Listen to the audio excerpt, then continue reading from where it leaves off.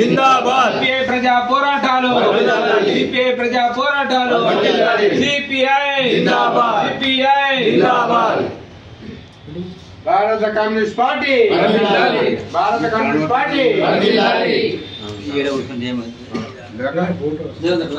CPI CPI CPI ప్రజా పోరాటాలు సిపిఐ ప్రజా పోరాటాలు కమ్యూనిస్ట్ పార్టీ భారత కమ్యూనిస్ట్ పార్టీ భారత కమ్యూనిస్ట్ పార్టీ ప్రజా పోరాటాలు సిపిఐ ప్రజా పోరాటాలు సిపిఐ ప్రజా పోరాటాలు సిపిఐ సిపిఐ ప్రజా పోరాటాలు సిపిఐ ప్రజా పోరాటాలు లాల్ భౌటా లాల్ భౌటా సిపిఐ సిపిఐ సిపిఐ జిందాబాద్ జిందాబాద్ జిందాబాద్ జిందాబాద్ సిపిఐ జిందాబాద్ సిపిఐ జిందాబాద్ సిపిఐ సిపిఐ పట్టణ కార్యదర్శిగా ఎన్నుకోబడి మరి ఇవాళ బాధ్యతలు తీసుకోవడం జరుగుతున్నది.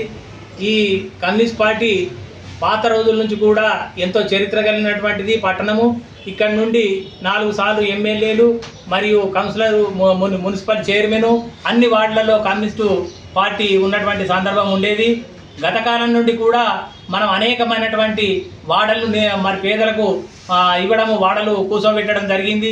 క్రాంతినగర్ అయితేనేమి, గాంధీనగర్ అయితేనేమి, వరలక్ష్మి నగర్ అయితేనేమి, ఇట్లా మనము అనేకమైన వాడల్లో పేదలకు సేవ చేస్తూ వాళ్ళకు సౌకర్యాలు కల్పిస్తూ పోరాటాలు చేస్తూ కమ్యూనిస్ట్ పార్టీ ముందుకెళ్తున్నటువంటి సందర్భంలో మళ్ళీ ఈ పునర్భవాన్ని తీసుకురావడానికి కోసము ఆయా వార్డుల్లో వార్డు కమిటీలు కానీ ఈ అక్కడ ఉన్నటువంటి సమస్యల మీద పోరాటం కానీ చేయడానికి సన్నద్ధమవుతూ మేము ముందుకెళ్తామనేటువంటిది మీకు తెలియజేస్తున్నాం. ప్రకటించి ఏంటిదంటే ప్రజా పోరాటాలల్లో పాల్గొనవలసిన అవసరం ఉన్నది. మనము రైల్వే బ్రిడ్జ్ ఉన్నది అనుకోండి, ఇది ప్రజలందరికీ సంబంధించింది. మనం రోజువారీ అనేక సమస్యలతో కూడుకొని అక్కడ సతమతమవుతున్నాం. ప్రతి క్షణంలో గేటు పడి మనం ఎన్నో ఇబ్బందులు పడుతున్నాం. కాబట్టి ఈ పోరాటాన్ని మేము ముందరకు తీసుకుపోతాము. దీనికి ప్రజలందరూ కూడా సహకరించి ముందుకు రావాలని ధర్నా కార్యక్రమాలు కానీ ఎటువంటి దానికైనా ప్రజలు కోరుకున్నటువంటి రాజ్యం కావాలంటే మనం పోరాటం చేయాల్సిన అవసరం ఉన్నది. మనకు సౌలత కావాలంటే మనం పోరాటం చేయాలి. పోరాటం చేయాలంటే మీరందరూ కూడా ఇలా పాల్గొనాలని మీ అందరికీ విజ్ఞప్తి చేస్తున్నాం.